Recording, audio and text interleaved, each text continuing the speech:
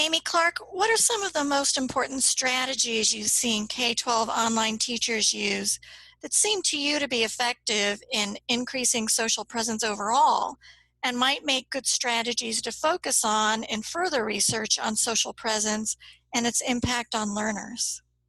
Well, I currently work primarily with principals and teachers in grades 6 to 12, but I've also worked extensively with training our K through 5 team. Building relationships with students is the number one strategy I see that helps build social presence.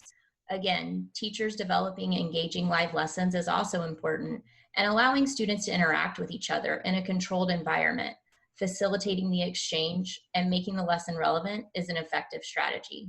For example, live lessons that pull in relevance to what students are doing right now, such as having a Stranger Things theme rather than something from the 1970s or 80s that they won't be familiar with, makes a difference.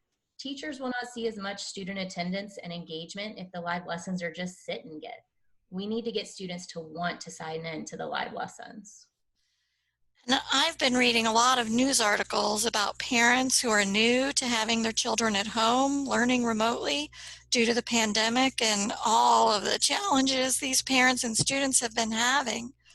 What are other strategies that you think are important for them and their teachers to know about based on your experience at FLVS?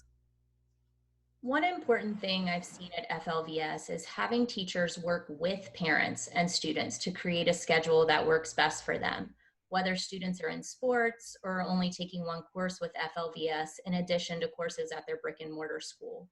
And at a younger level, checklists are helpful for students so that they better understand what they need to be doing and when. I've seen that particularly in K through 5, using brain breaks with music is effective. Just having something fun for the kids to do. It can be a break from reading, writing, and spelling, for example, which can be rewarding for them. For older students, I've seen that teachers checking in continually to make sure they're making progress as they should is effective.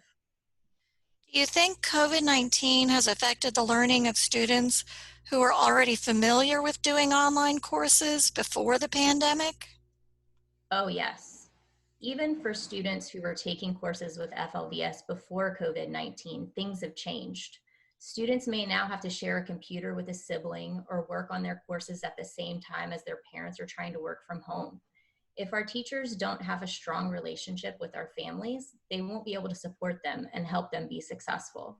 Students who were taking one online course with us and other courses at their schools are now taking all courses online as well and are likely working in more than one platform. This is a shift for them, and it is important for us to show a lot of grace and compassion. We need to help them schedule their days and find time for doing everything they need to do to relieve some of the stress from students as well as from parents. It's one more thing off of their plate if the parents know what to expect. I love that emphasis on grace and compassion.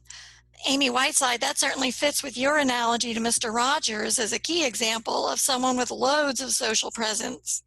Definitely.